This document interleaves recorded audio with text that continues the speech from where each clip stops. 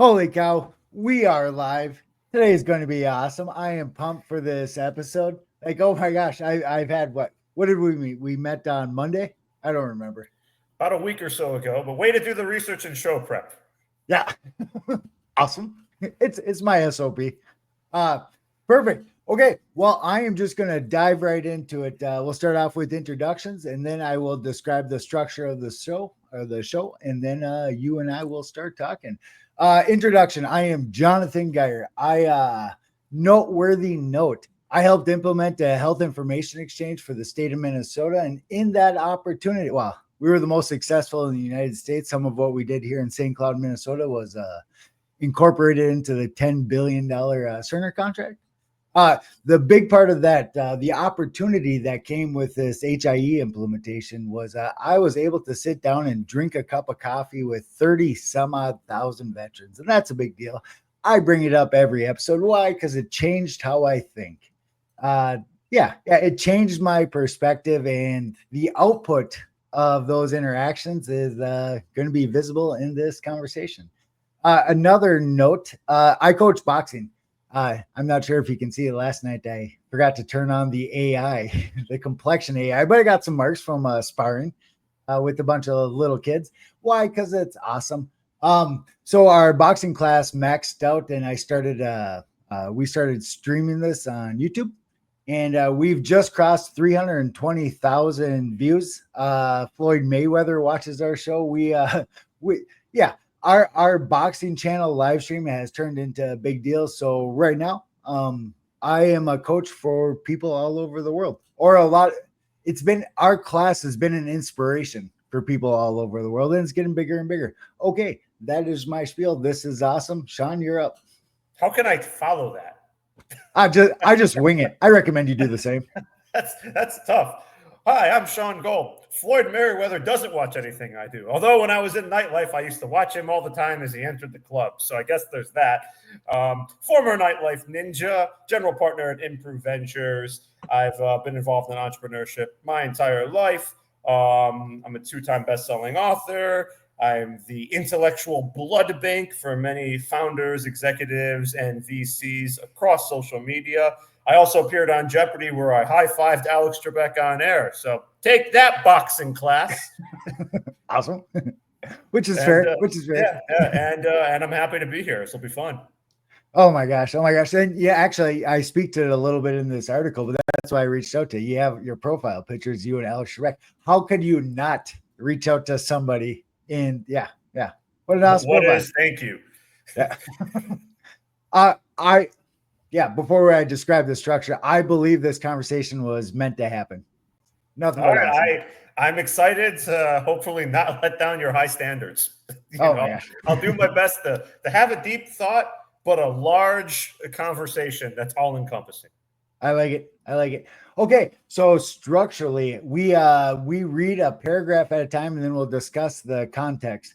For this one, normally standard when I don't have a guest, it's I write a newsletter of whatever I'm thinking, my thoughts, and then I personally describe some of the contextual details. I describe what I was thinking when I wrote it per paragraph. Why? Because words are downgrade, thoughts are big, pictures are big, and words are less so.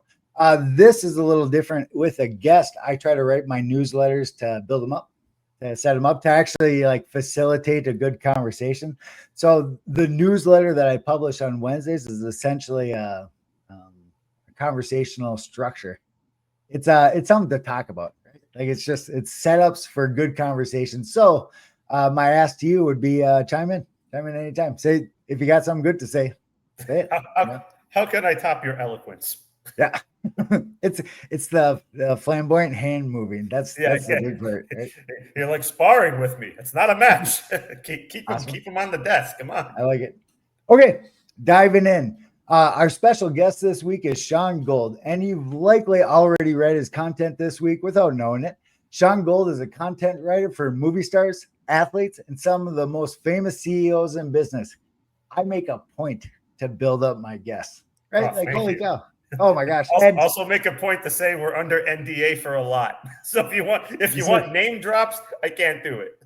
I like it. Oh my gosh. Awesome. I chose the topic for this week. Okay.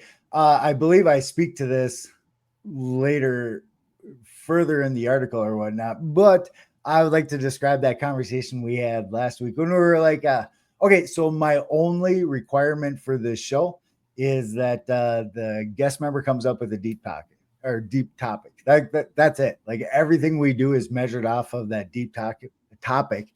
And what is a deep topic? It's something that takes some thought, or like a perspective that you can add, because we all have our own unique experiences and whatnot. Where you consider deep might be different than what I consider deep, but it doesn't really matter as long as it's deep. You know what I mean?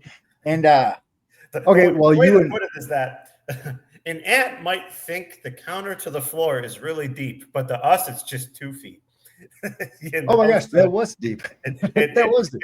it depends on perspective. That's a relativity kind of thing, right? Yeah, there you go. It's all relative. Oh, awesome. Oh my gosh, I'm gonna dive into it. I picked the topic for this episode as Shaun and I were BSing. Oh my gosh, I forgot my previous point. Yeah, we were trying to think what is a deep topic? Like what oh my gosh, you and I brainstormed. We tossed around a few different options before we settled on content for startups. And I'm deliberately pointing this out because what was our motivation for startups? It's something that you could do or we could do. This conversation could add value to them. Right? Correct. Yeah, That was I think it could add value to just anyone right now who's looking to build their presence, whether they're a startup founder, whether they're an executive, whether they're just someone trying to establish themselves. The future really is going to belong to the people that can tell the best story, whether their story is their expertise in a specialized field, whether their story is what their product or service does better than their competitors, whether their story is, why they're the best in a certain role. We're entering kind of an AI and general intelligence world, and you can have everything generated for you, but you can't have your story crafted to the point without you actively being involved with it, just because it's your unique phenomena, your unique footprint, your unique fingerprint on existence, so to speak. And it's extremely important, especially now as the world is so interconnected. For instance, if I were to go to Google and search someone, some things might come up. If I were to go to perplexity.ai, a whole bunch of things would come up, even deeper. So you want to, if you want to be good at something or known for something, you have to be able to have a story behind it and tell that story every single day, that complete strangers around the world can identify with, resonate with, and want to be connected with you and want to know you and want to learn from you. oh my gosh. I was active listening, but there was 2 points that I made a point to hold on to. First, like why does stories matter? And this is loaded. I already have an opinion on why they matter, but I'm curious to hear your take. Like I'm picturing like a hack, like a perspective hack or a mental I hack. don't I Like don't think it's a why is hack. it that stories work? It's just that it's ingrained in our species DNA. That's why every single culture around the world has mythology. They use the Ooh, story to illustrate what not to do or what to do. And there's similarities, whether it's the monomyth or not, but we are creatures that evolved from sitting around a campfire and drawing cave drawings and telling one another stories to illustrate what to do, what not to do, lessons, or just to think bigger or to imagine what could be. So storytelling has never gone away. It's just that I feel like the connection to the stories within our DNA has been lost. And I feel like today that loss can be seen where the average person might know who the top influencers are on TikTok or Instagram or whatever the platform may be. They may not know their own mythology. They may not know their own history, whether it's the history of their country, whether it's the history of their city, whether it's their family history, whether it's the mythology associated with their belief structure. And because that's lost, I feel that people cannot tell their own personal stories because those stories did not care about views for example. They did not care about the algorithm. They cared about shaping the minds of the people that heard them so that they could have a productive life, so that they could actually go into the society they're part of, go into the world and create something and add to it in a positive way. And I feel like that's been lost. And if you could rekindle that, you can tell your own unique story and have that connection, whether it's with your customers, whether it's with your friends, whether it's with your peers, whether it's with your community. People don't know how to tell the stories. They don't know how to have conversations.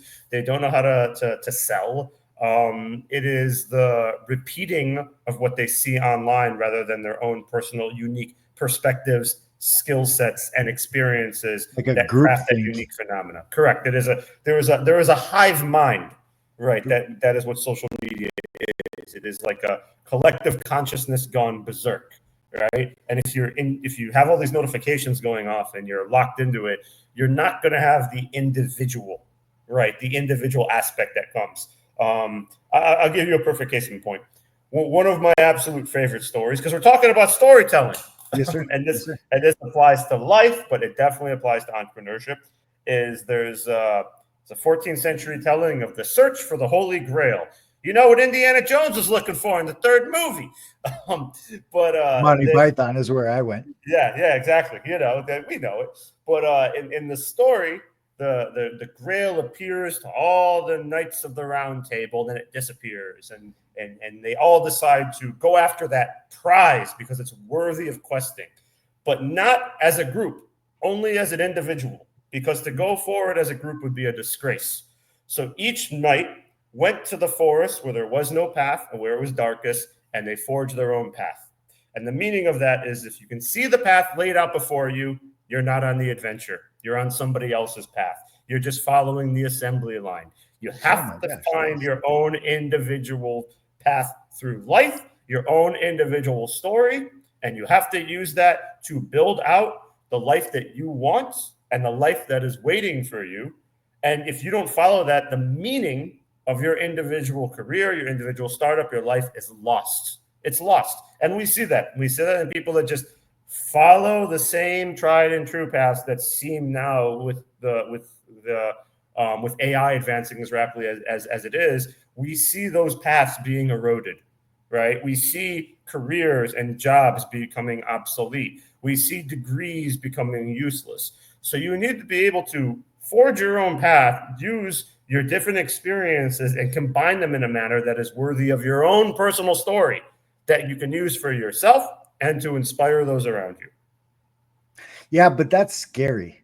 Of course it is. It's absolutely scary. That is where the phrase the razor's edge comes from. Living on a razor's edge. I mean, because no one wants to do it. It's you have to have this. All good stories have a scary part. Okay. And the scariest part is not usually when there's the creature or the monster or the setback. It is the call to adventure. Joseph Campbell has the heroic journey. Every story, which we've seen in every single movie with every single mainstream pop culture character, they are experiencing life, and life is dull. They want more, right? And I think everyone listening can attest to this. They're their same job or their same classes or the same friends. There's a whole world out there. There's just something missing. But when the call to adventure arises, people don't want to answer because it's scary. You are leaving the familiar behind and going on the adventure. And of course, there's the possibility of failure, of fiasco, of loss. But if you don't embrace those risks, you cannot have the adventure. You cannot have the company that you want to be the next Google. You cannot be the CEO that you want to be. You cannot be the best in your field. You cannot be the person that if you want people to follow you and learn from you, and you want them you want to inspire them, you have to go through the trials and tribulations. You have to be scared. I mean, that's essentially what it is. I mean, here's a big part of my story is that when I was 17 and I was just getting into throwing my parties, I chose the University of Miami over the University of Michigan. The University of Michigan was a far better school. It still is. It's light years ahead. Top 10 business school, I think. Far better programs, far better professors. The degree is worth much more. Everyone thought I was crazy. And of course it was scary because I didn't choose the safe school. I chose a school that was in closer proximity to what I wanted to do, which is throw parties and live in Miami and be involved in that scene. And there was no guarantee. There was no backup plan. There was no plan B. It was just I was going to do it and prove it. Was it scary? Of course. But if I didn't take that risk, if I didn't follow my own path and blaze a trail, then I wouldn't be here talking to you. It's that simple. And we have to embrace the unknown and learn to live with that fear, because that is what makes the story so good that we want to tell. I mean, that's going back to the myth. That's everything. It is everybody wants to be Odysseus, but they don't want to get on the ship. Okay, you want to have this big adventure that's going to stand the test of time with lessons, and you want to have the heroic ending, and you want to get the girl and find the treasure. The problem is that involves risk. That involves facing your fear. That involves facing the crippling doubt as you go into it. That makes you wonder, what am I doing? And that's a normal feeling of like, what am I doing? Why am I here? I think this is the biggest mistake. Yeah, of course. But it's part of the process for anybody. I mean, but any good story has a beginning, a middle, and the end. And it's always the middle where the hero starts to question himself, whether it's in the movies, whether it's in the novels, whether it's in the myths. There's always that middle part where it's darkest before dawn. And you have to keep going in order to survive, in order to overcome. The treasure you seek is in the cave you fear to enter. It's that simple.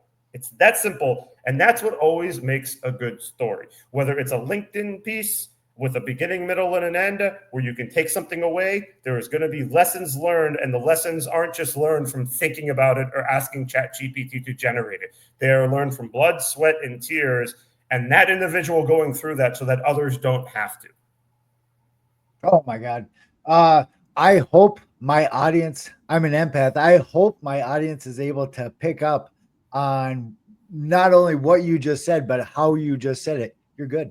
Well, thank you. How that was expressed, how you were verbalizing that as we were just winging it here. Like, oh my gosh, that was awesome.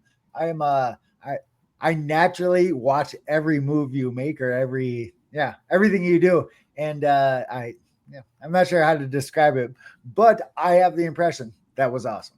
Thank you. I appreciate it. Sweet. Going into the next paragraph, we have 13 minutes left. Okay. I picked the topic for this episode as Shaun and I were BSing, game planning, and getting to know each other. That's the funny conversation we had last week. Preparing for this week's newsletter and live. I did not deep dive research into Shaun ahead of time. There again, like it was mostly a vibe. And you're standing next to Alex Trebek in your picture. Like, awesome. Yep. Thank you. We tried. Okay. And sent a easy to read deep thoughts invite, mostly on a correct vibe. He is I'm going to skip ahead. Content for startup thoughts. And this was the output of that conversation as we were spitballing what deep topic could we speak about this week? Where could we add an audience, other people, the most amount of value, right? Because it's not this is the criteria of the show is deep thought, right? Which could be self-promotion. Like it's all sorts of things are possible from that very high level kind of requirement, right? But generally speaking, adding people value just feels good, right? Of course. Yeah. That was a summation of that conversation. Content for startup thoughts. Oh my gosh. So I personally thought of what criteria I would I wrote this article independent of Shaun. I personally was thinking what variables I would consider as I was going through this. And that's what I bullet pointed here. I'm going to read a bullet point, and I'm curious to hear if it's wrong, if it's minimal or a minor kind of detail, not worth spending the cognitive cycles on. Yeah, I'm interested to hear your thoughts. I'm curious to hear what your process is. Content for startup thoughts. More often than not, I think of what I'll write in these newsletters as I'm writing. And this one is interesting for the reasons I just described. Example, content too extreme could easily take out a new, this is a good one. Content too extreme could easily take out a new company. And on the other side, too cheesy. Oh, you just spoke to that. And ineffective could produce a similar conclusion. Too cheesy is somebody else's story. It's the mean. It's the cringeworthy. I'm honored. I'm privileged. I'm curious. It's the cheese where the true extreme is, again, it could nuke a company. It could nuke a founder. I mean, if you want to be known as contrarian, great. And you want to incite and you want to get that engagement, great. But at the same time, you're going to have to deliver on something. And there are plenty of people that are too extreme that people just don't want to deal with. Or as I call them, founders. And it's actually it's more complicated than it sounds. Like, what if you, oh my gosh, this is going to speak to other deep thought things, but like, this is a rabbit hole. I'm just going to dip a toe in and then I'm going to come back out. Let's dip the toe. How do you measure extreme? Like, what is extreme? What is normal? Like, how do we measure that? Like, how does society come to that conclusion? How do you build a persona of normal? You map the population on a bell curve and then the mean. So extreme would have to be the outlier, but the questionable part is, what is the mean? What is extreme? And it's kind of a gut call. It's not like a quantifiable kind of thing. But to what you're saying is, even though it's a fuzzy, not quantifiable thing, it'll still destroy your company to be too extreme, especially off the get-go. You get that label on you and nobody wants to touch you. You have to have a balance of actually providing value and real insights to your audience. And you can be known for your contrarian views and your extreme views. I mean, I'm not extreme by any means. I'm just honest. I mean, I post stuff 5 days a week on things that happen to me and what not to do, such as yesterday's post. If you're pitching your company, don't eat. Okay. I want to see that the idea is fire, not the Doritos. Okay. Because that happened not once, but twice. Okay. So people are sitting there and they're just like eating as they're talking, as they're doing the call. And it's like, we're not at dinner. Okay. We're at a Zoom call. Okay. Like, you put the chips aside, but things like that, where it's like, it's common sense, but it's not so common. And it's usually based on things that I've personally dealt with that I just jot it down. I mean, when it comes to startups and startup land, I feel like everyone involved has a ticket to the insanity. But there's people like me that not only have a ticket to the insanity, but have a notebook. And I take the notes on everything that I see happening to me and everything that occurs to me and all the craziness and all the insanity. And it's not extreme. It just, don't do it. It's more of like, don't do this. And to me, for my personal following, as embarrassing as it is to say, like I care about a following, but apparently it's a thing. People actually learn because they don't want to become like the people I talk about. I did the same thing for nightlife years ago, where my social media presence was essentially telling people what not to do. Don't wear shorts and sandals to a nightclub. Think it's common sense? No, not so common. Don't say that you're going to spend X amount of money only for you to get there and say, I'm good for it, and you have nothing in your pockets. Because, I mean, it's obviously, I don't know you, and you're probably not good for it. So it's the same thing. So again, it's not that it's extreme. It might be extreme to some people, but that's opposed to being, like really extreme, like craziness, being like, okay, this company is terrible and this founder is an idiot. I'm going to tag the founder and I'm going to shout out what he's doing wrong and make fun of him. Like, that's a little crazy, as opposed to just being like, here's what we do and why we do it better than our competition, and then explain it. So that way you're kind of doing the same thing without being an insane, crazy person. Politically correct or professional. Not even politically correct. Not even just politically correct. I'm talking just like decorum. Like, just don't, like, it's not a matter of politically correct. It's a matter of saying like, here, let's scale that down. Instead of insulting this person and tagging them in the insult, let's not mention them, but let's allude to their company and not them personally, and why you're better in 5 easy bullet points that you can back up with your service offering or your product. Oh my gosh, that's awesome. We are in our last 6 minutes here, and I want to go through each one of these bullet points. They're cool. Lightning round. Let's go. I like it. What if the company requests, demands, or expects content quality that, in Shaun's experience, consistently fails? Ooh, this is a good one. What if oh man, this is a deep dive for probably some other day, or maybe in the comments. What if the company wants you to do something that you know is bad, because if the content you produce is bad, they're going to blame you for it, even though you're producing something they asked you to do? Oh, this hits home. I mean, it's Essentially, I always tell them what I don't think is right, and what they want to do. At the end of the day, it's up to them. Nobody's ever blamed me for the content, for any of the missteps Really? or anything. Oh my gosh. Nobody. I've Awesome. never had a situation, because thankfully most of the people I've worked with are sane, right? And I feel like if I had if You I need was a bigger hesitant, adventure. if I had hesitations about it, I would tell them, and they'd be like, okay, you're right. Right. Like, we shouldn't do this, or we should reframe it. And they listen, because at the end of the day, this is just part of their growth strategy, or part of their presence, or whatever. So it's not a big deal. But I have people that I have talked to that are insane, I wouldn't work with. I mean, I had someone recently, I'm like the next Walter White. I'm in the empire business. And I'm like, okay. So, Wish well, you the good luck best. with that. You've seen the end of the show, right? The empire collapses. Awesome. I don't think. Why don't you want to reference someone that is it's good, that actually was the hero walking away, that he did it, we're good. But no, so whatever. We'll not get into that, but that was a real thing that happened. Awesome. Next one. As an outsider, I wonder what level of independent research. Ooh, this is another. Oh my gosh, I read this one through earlier this morning, but holy cow, it's I've forgotten. It's new. Oh my gosh, this is a good one. As an outsider, I wonder what level of independent research Shaun needs to do to familiarize himself with the startup and produce their product or service. The startup and their product or service. Could he jump in blind? Maybe. I do jump in blind, but I don't jump in blind to craft anything at the start. I jump in blind to understand their tone, their style, and then as well as understanding their vertical, as well as understanding what their product does. I mean, I've worked with so many different startups in so many different verticals. I mean, right now I'm in B2B SaaS, large language, LLMs, AI, cybersecurity, data privacy, multi-threading,